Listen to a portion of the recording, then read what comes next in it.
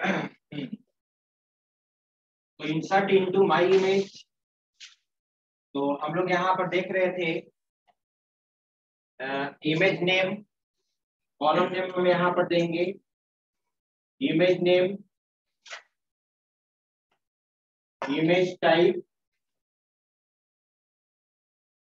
और ये क्या था, image size, image size. Okay, अब यहाँ पे आप लिखिए वैल्यूज। वैल्यूज में हम याद कीजिए वेरिएबल नेम क्या रखे थे, इमेज नेम किस वेरिएबल में रिट्रीव किए थे, बोलिए कोई देखकर, dollar F name, F name, ठीक है, डॉलर, इसके बाद इमेज टाइप था एफ टाइप, एफ टाइप मैंने लिख दिया, और डॉलर एफ से ये भी वैर कर लिया है तो आपको सिंगल कोट में ही लिखना होगा F type. Okay, SQL command हमारा रेडी हो गया, और इस एसक्यूएल कमांड को अब हम लोग एग्जीक्यूट कराएंगे। $RS equal to my SQL I underscore query, क्या था पैरामीटर, $कॉन कनेक्शन, और एक क्या था एसक्यूएल। ओके, अगर ये सक्सेसफुली एग्जीक्यूट कर जाएगा तो $RS एक मैसेज हम लोग ने दे दिया स्क्रिप्ट टैग के अंदर, ठीक है, अलर्ट मेथड यूज कर दिया, और मैंने यहाँ पे एक मैसेज दे दिया सिंगल कोट में, image uploaded and saved successfully. Okay, ठीक है, अब हम लोग यहाँ पे स्क्रिप्ट टैग को क्लोज कर दिए, ठीक है। एल्स अगर किसी भी तरह का कोई प्रॉब्लम हुआ तो upload failed, script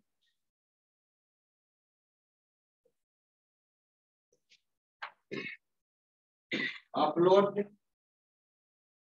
failed,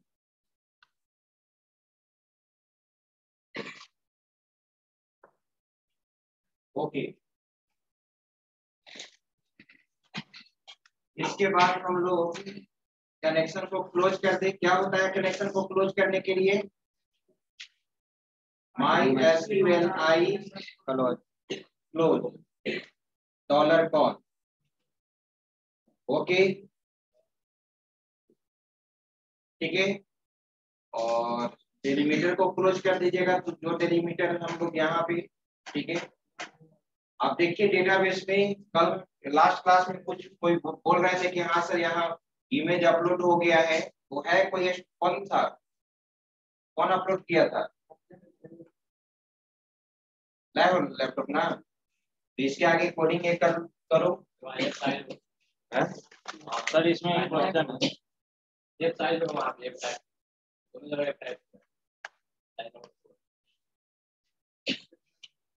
left side था, होते दीजिए, इंटीजर टाइप का था, तो अब डेटाबेस में तो मैंने क्या रख दिया है, कैरेक्टर नहीं, इसके साथ आप यहाँ रिट्रीव किए हैं, आगे के भी लगा सकते हैं, नहीं भी लगाएंगे तो आप लगा दीजिएगा। सर इसमें एक क्वेश्चन है, जैसे आईडी ऑटो जनरेट हो रहा है ना, तो 1 से स्टार्ट होगा, अगर हम नहीं चाहते, हम 4 डिजिट का आईडी जनरेट करना चाहते हैं, तब उसके लिए आपको ये बनाना होगा, क्या बोलते हैं, सीक्वेंस यूज करना होगा, और सीक्वेंस के साथ ट्रिगर को फायर करना होगा, जो ऑरेकल का रूल है। ऑरेकल में कोई भी ऑटो इंक्रीमेंट क्रिएट नहीं होता है। ऑरेकल में हम लोग क्या करते हैं, ऑरेकल में क्या करते हैं कि एक सीक्वेंस बना लेते हैं कि कहां तक आपको सीक्वेंस यूज करना है, 1 से लेकर 5000 तक हम लोग सीक्वेंस बना दिए, राइट, और उस पर ट्रिगर फायर करेंगे। अब जहां से तुमको सीक्वेंस स्टार्ट करना है वहां से आप क्या कर सकते हैं, स्टार्ट कर सकते हैं, और फिर ये भी होता है एक सीक्वेंस जनरेट करेगा। जैसे तुम चाहते हो कि किसी स्टूडेंट का रजिस्ट्रेशन फॉर्म, तो एक उसका रजिस्ट्रेशन नंबर जनरेट होगा ना। तो हम नहीं चाहते हैं कि 1 2 3 4 रजिस्ट्रेशन आईडी में रहे कि कुछ डिफरेंट डिफरेंट नंबर्स हो ना। ठीक है, तो उसके लिए फिर आपको ऐसा भी होता है कि जिस ईयर में स्टूडेंट इनरोल कर रहा है उसका 2 डिजिट रिट्रीव कर लिए, उसके नाम से 2 डिजिट रिट्रीव कर लिए। ठीक है, मतलब उसके डिटेल्स से हम लोग क्या करते हैं, सेट ऑफ कैरेक्टर्स को क्या करते हैं, रिट्रीव करते हैं और उसका एक रजिस्ट्रेशन आईडी बना देते हैं। और फिर उस रजिस्ट्रेशन आईडी आप डेटाबेस में क्या कर दीजिए, सेव कर दीजिए।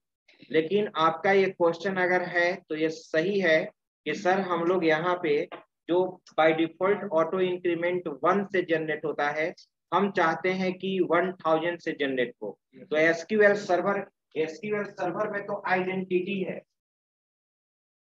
आइडेंटिटी, और आइडेंटिटी में 2 वैल्यू हम लोग देते हैं जहां से स्टार्ट करना चाहते हैं। अगर 1000 से स्टार्ट करना चाहते हैं तो 1000 ये, और कितना से इंक्रीमेंट करना चाहते हैं 1 से, तो 1 से इंक्रीमेंट। अब ऑटो इंक्रीमेंट में मे भी ऐसा पैरामीटर्स है या नहीं वो मुझे देखना होगा, नहीं तो आप सीक्वेंस से भी कर सकते हैं। आप देखो वहां पे टेबल माई एसक्यूएल में देखो जाकर, टेबल का स्ट्रक्चर जहां पे मॉडिफाई होता है वहां पे ऑटो इंक्रीमेंट है क्या, वहां कुछ ऐसा ऑप्शन दिया हुआ है ऑटो इंक्रीमेंट फील्ड में?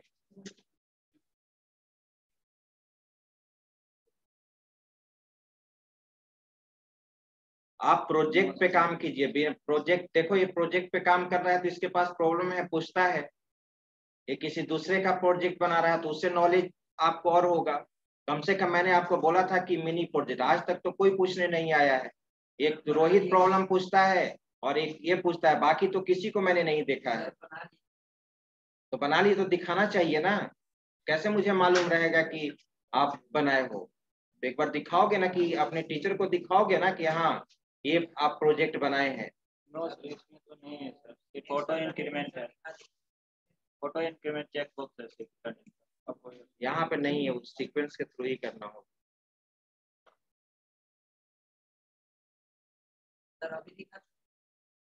नहीं, अभी तो बताएंगे, पढ़ाएंगे, इसको सिलेबस कंप्लीट करना है। बीच में कभी भी मिलिए जब प्रॉब्लम हो तो। अभी तो क्लास लॉट हो चुका है 1 से 2 में, उसी में लंच करना है, उसी में आप मिल सकते हैं आधा घंटा के टाइम में। फिर आप 5 से 6 मिल सकते हैं। कितने बजे तक क्लास चलता है? 5 बजे। तो 5 से 6 में प्रॉब्लम दिखा सकते हो।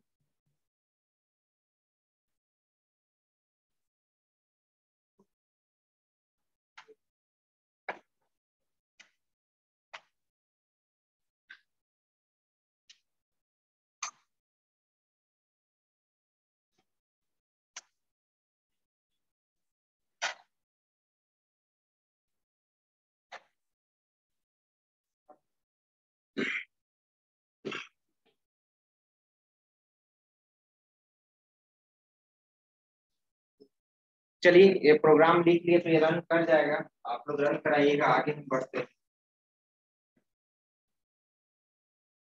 अब पीएचपी का अब हम लोग दूसरे मॉड्यूल में एंटर करना चाहते हैं। ठीक है, आप अब यहाँ पर देखिएगा, आप जिस तरह से इमेज अपलोड किए हैं उसी तरह से पीडीएफ भी अपलोड हो जाएगा, कहीं कोई दिक्कत नहीं होगा। लेकिन दिक्कत कहाँ पे आएगी, जब आप वीडियो अपलोड करेंगे तो वीडियो का साइज हमारा क्या होगा, ज्यादा भी हो सकता है, ठीक है, कम तो आप अपलोड हो जाएगा। ठीक है, तो आपको अगर साइज, अगर मुझे 100 MB का अगर वीडियो अपलोड करना है, 40 MB का करना है, तो बाय डिफॉल्ट नहीं होगा। ठीक है, तो एक फाइल होता है हमारा वहां पे सेटिंग फाइल php.ini फाइल। क्या होता है? php.ini file. ये बहुत ही इंपॉर्टेंट फाइल है। ठीक है, php.ini ये फाइल है हमारा। ये कहाँ पे होगा?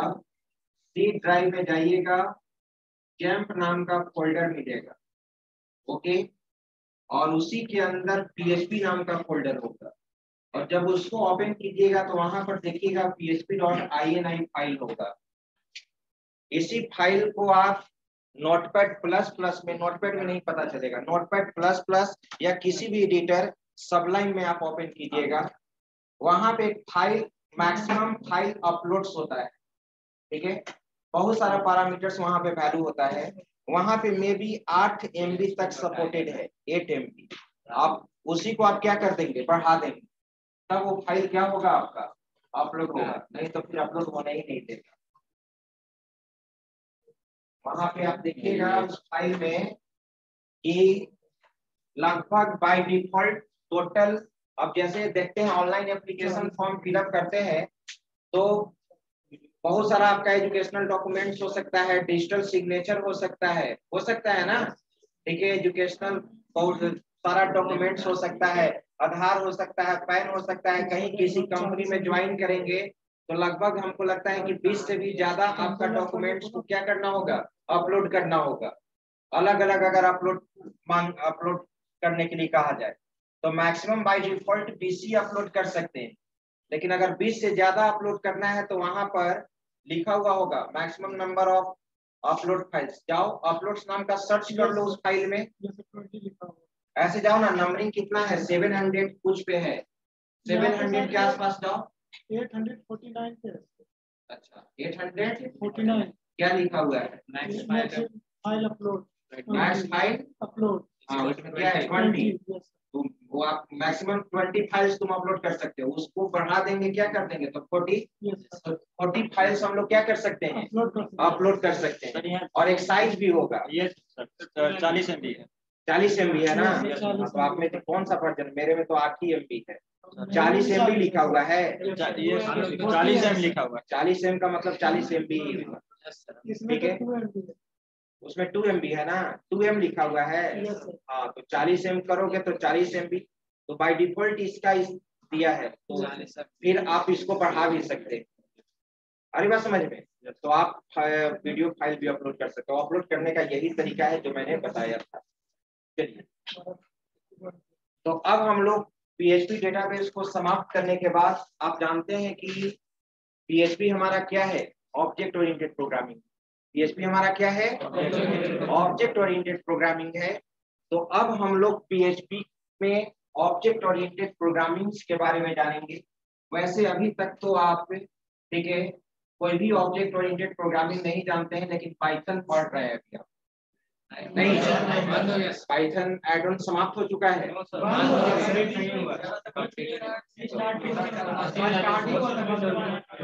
कहाँ है, कोई भी सर पढ़ा रहे हैं, कौन है,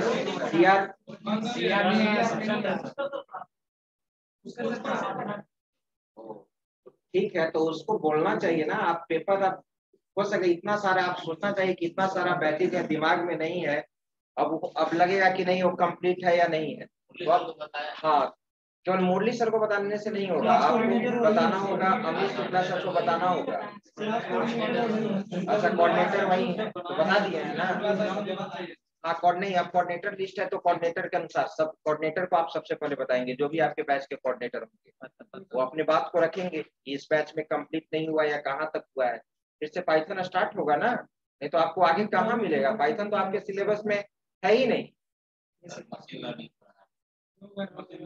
लर्निंग कुछ समझ में नहीं आएगा, समझ में कैसे समझ में आएगा,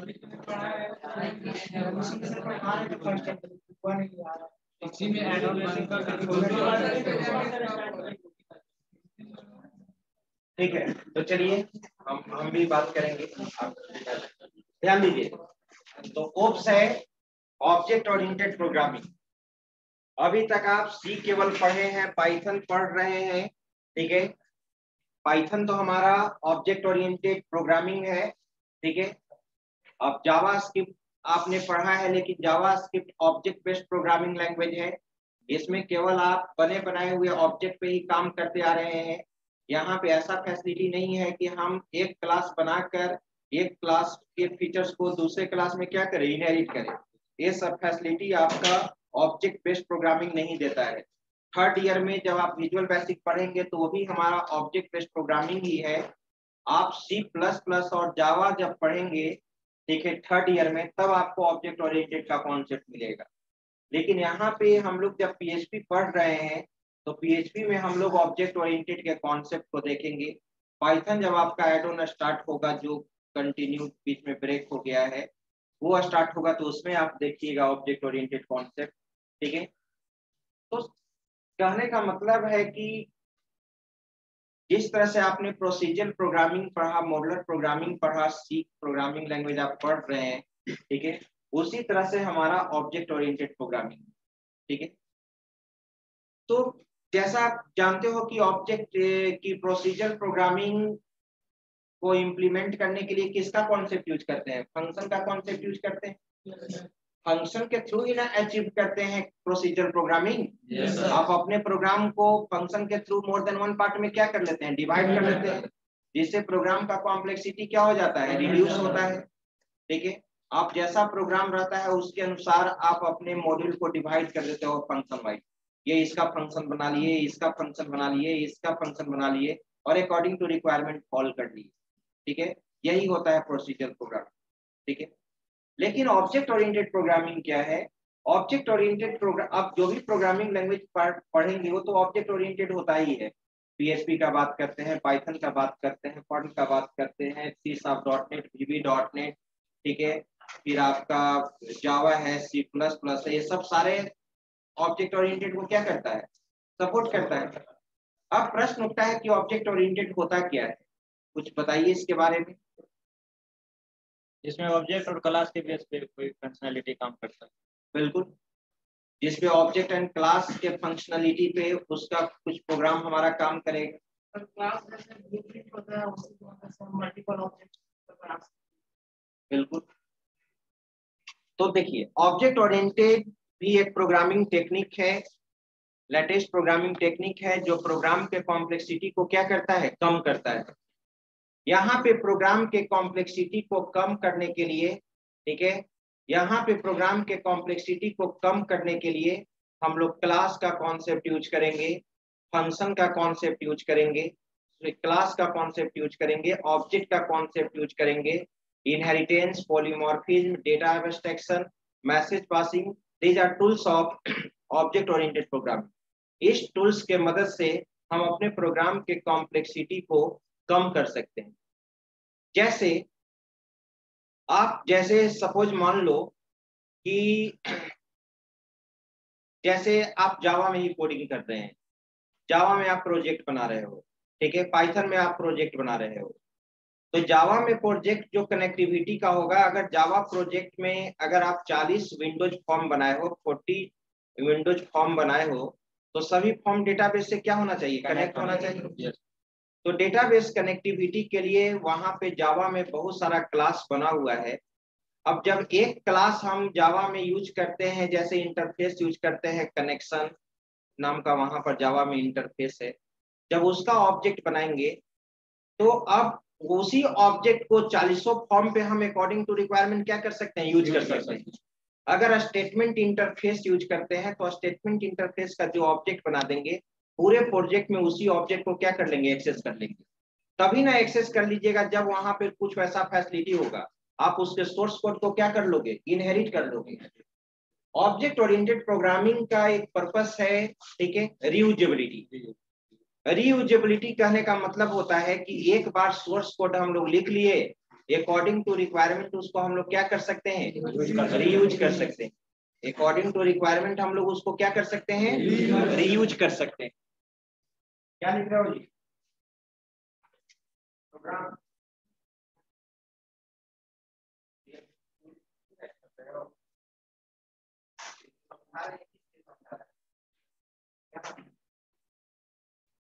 ठीक है, हम क्या लिख रहे हैं? अभी हम क्या बता रहे हैं?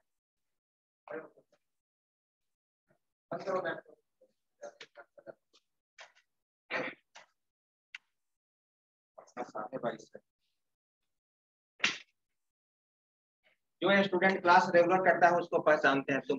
हो सकता है कि रेगुलर करता है लेकिन अब पीछे में तुम क्या कर रहे हो? लैपटॉप पे टाइप कर रहे हो नोट्स, ठीक है। क्या बता रहे हैं अभी हम? क्या? क्यों नहीं सुना? क्यों टाइप कर रहा था?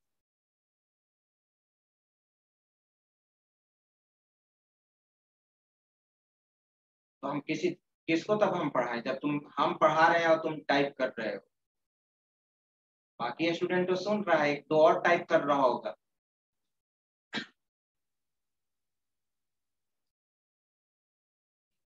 या ऐसा रहता कि नहीं एक टॉपिक हम जानते हैं तो चलिए कुछ कर रहे हैं, तो आप कुछ कर रहे हैं, आपका वैसे पढ़ा हुआ है तो चलिए हम नहीं बोलते। आपके लिए ये नया टॉपिक है, ध्यान देना होगा ना। बैठो।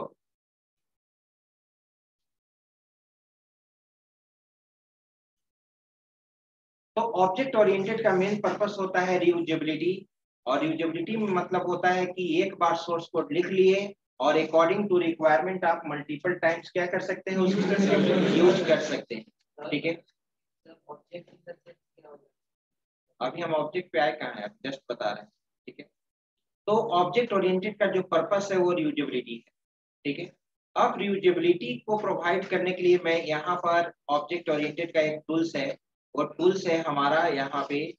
ठीक है, इनहेरिटेंस। क्या है?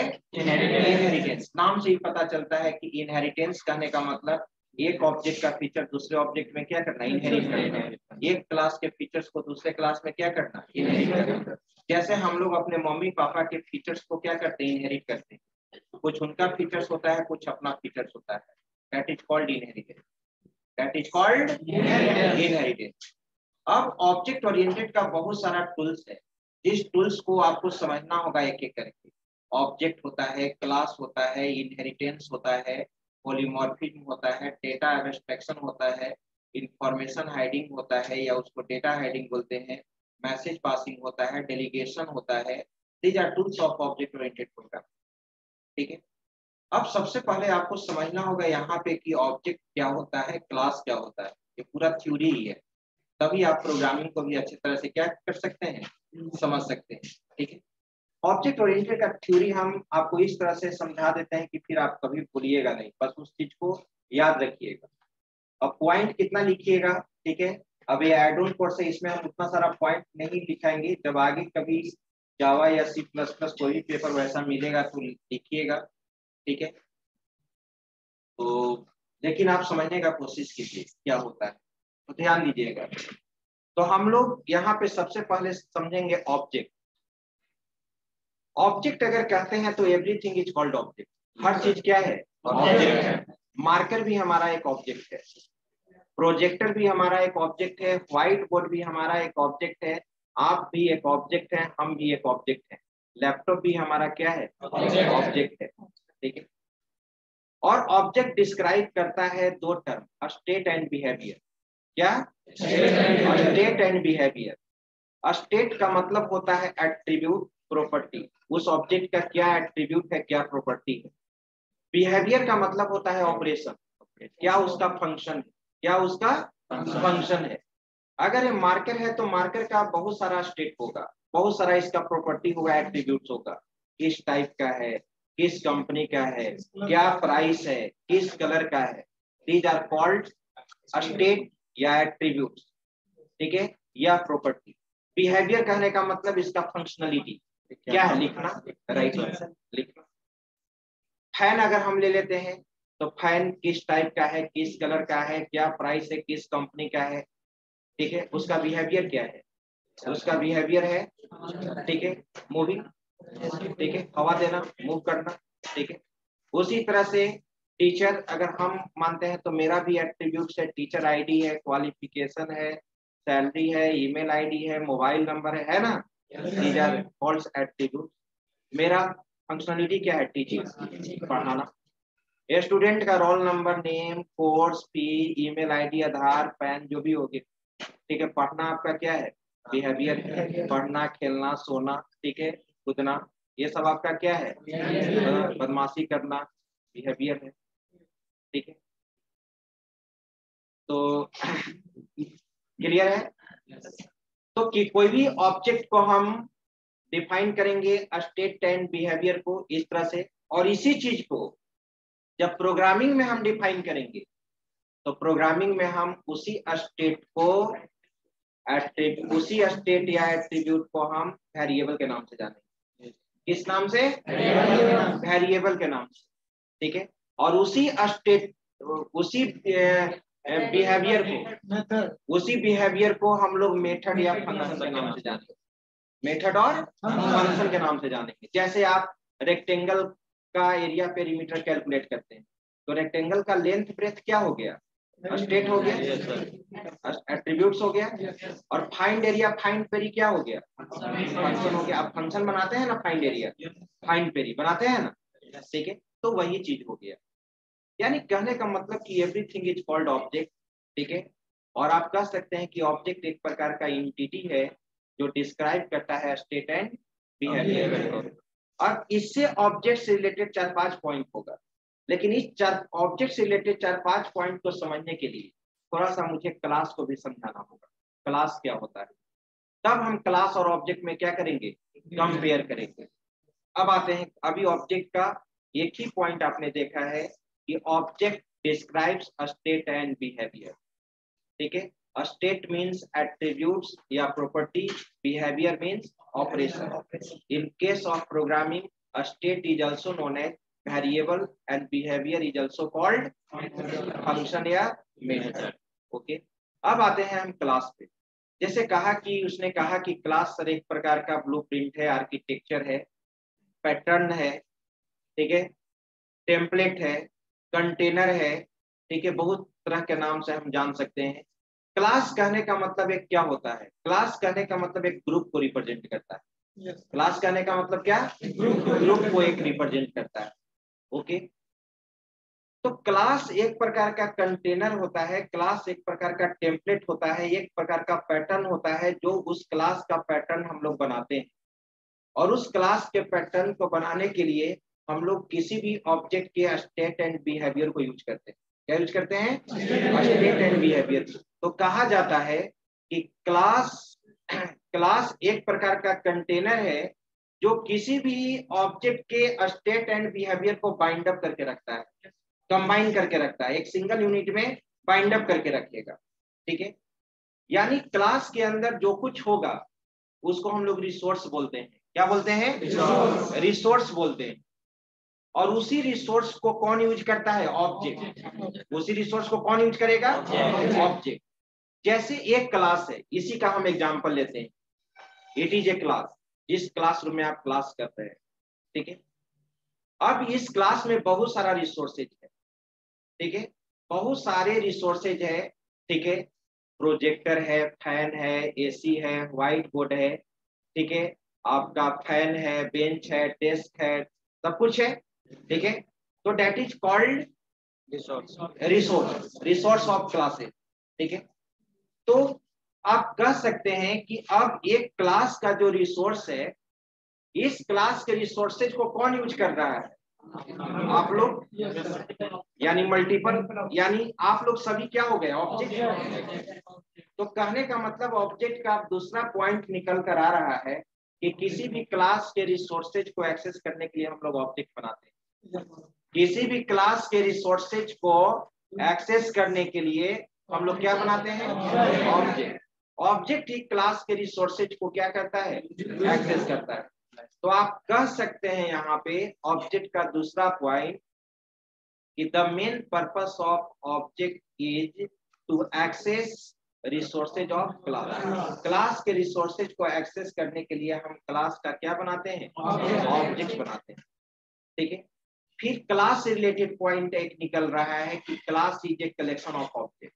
Class is a collection of object.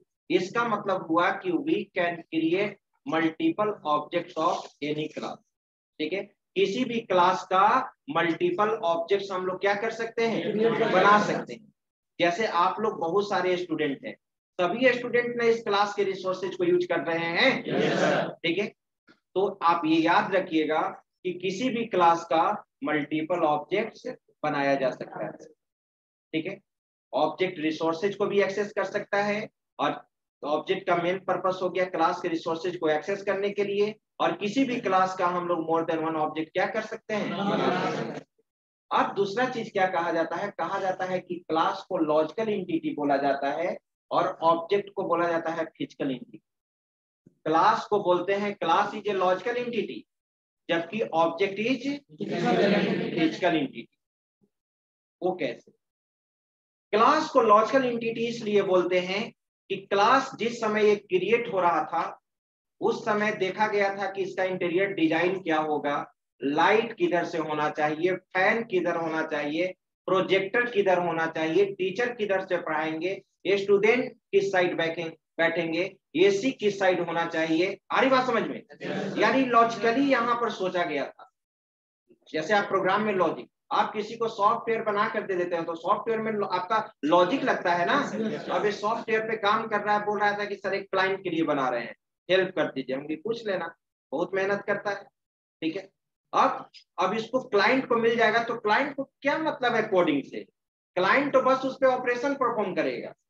यानी क्लाइंट आपके दिए हुए रिसोर्स को वो क्या कर रहा है? यूज कर रहा है, बस वो फिजिकली उसको यूज कर ले रहा है, लेकिन लॉजिकली तो आपने ना बनाया है। तो क्लास तो बनकर रेडी हो गया, ठीक है। इसलिए कहा जाता है कि क्लास बनाने के लिए यहाँ पे लॉजिक लगाया गया, लॉजिकली सब चीज को अरेंज किया गया, ठीक है। इसलिए हम क्लास को लॉजिकल एंटिटी कहते हैं और ऑब्जेक्ट को फिजिकल एंटिटी बोलते हैं, क्योंकि आपको डायरेक्ट क्लास में आना है और क्लास के रिसोर्सेज को फिजिकली प्रेजेंट होकर यूज करके चले जाना। तो कहेंगे ना कि ऑब्जेक्ट हमारा क्या है? फिजिकल एंटिटी है, क्योंकि आप डायरेक्ट क्लास के रिसोर्स को क्या करते हैं? यूज करते हैं, ठीक है। अरे बात समझ में? उसी तरह से आप दूसरा एग्जाम्पल ले सकते हो। दूसरा एग्जाम्पल कहने का मतलब कि अगर आप क्रिकेट खेलते हैं या नहीं भी खेलते हैं तो क्रिकेट आप देखते हैं। अगर क्रिकेट देखते हैं तो क्रिकेट भी एक प्रकार का क्या है? क्लास है। क्रिकेट में बहुत सारा रिसोर्सेज होगा, बैट बॉल ग्लव्स, बहुत सारा रिसोर्सेज होगा ना। उसके रिसोर्स को कौन यूज करेगा? प्लेयर्स। तो सारे प्लेयर्स क्या हो जाएंगे? ऑब्जेक्ट्स हो जाएंगे। प्लेयर के द्वारा उस क्लास के रिसोर्सेज को क्या करेंगे? यूज करेंगे। फिर कहा जाता है कि क्लास हमारा user defined data type. Class हमारा क्या है? यूजर डिफाइंड डेटा टाइप है। आप ऑलरेडी स्ट्रक्चर पढ़े हैं सी में। आप देखते हैं स्ट्रक्चर का जो मेंबर होता है वह स्ट्रक्चर वेरिएबल के थ्रू ही एक्सेस होता है।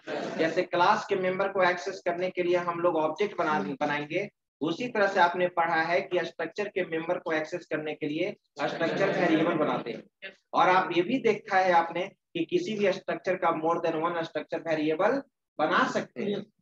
किसी भी स्ट्रक्चर का more than one structure variable बना सकते हैं, क्योंकि structure user defined data type है। तो क्या हम किसी भी डेटा टाइप का मल्टीपल वेरिएबल्स नहीं बना सकते हैं? बना सकते हैं। तो उसी तरह से क्लास भी यूजर डिफाइंड डेटा टाइप है। क्या हम किसी भी क्लास का मल्टीपल ऑब्जेक्ट नहीं बना सकते हैं? बना सकते हैं। और जिस टाइप का आप ऑब्जेक्ट बनाए हैं, जिस क्लास का ऑब्जेक्ट बनाए हैं, उस ऑब्जेक्ट के द्वारा उसी क्लास के ना मेंबर को आप एक्सेस करेंगे, दूसरे क्लास के मेंबर को तो आप एक्सेस नहीं करेंगे, ठीक है। तो यही सब सारा पॉइंट है क्लास से रिलेटेड और ऑब्जेक्ट से रिलेटेड, ठीक है। ऑलरेडी वो C++ के नोट्स में मेरे पास, जावा के नोट्स में ऑलरेडी जो पढ़ाए हैं हैंड रिटन नोट्स में ऑलरेडी होगा, ठीक है। तो वो सब आप, मेन चीज होता है कि समझना, लिखना भी जरूरी है नोट्स में, लेकिन आप उसी चीज से लिख लीजिएगा, क्योंकि इसको थोड़ा सा स्पीड वे में हमको समाप्त करना है, ठीक है।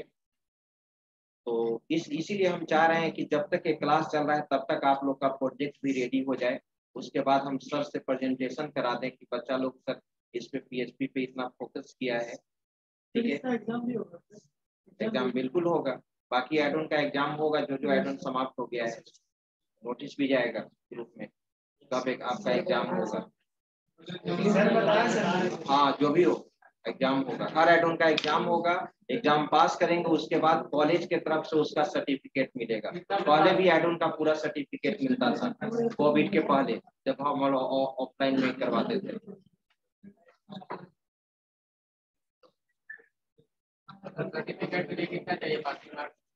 अब वो सब सेट ऑफ रूल्स आएगा तो बताया जाएगा। तो क्या केवल पासिंग मार्क्स के लिए ही तुम एग्जाम दोगे?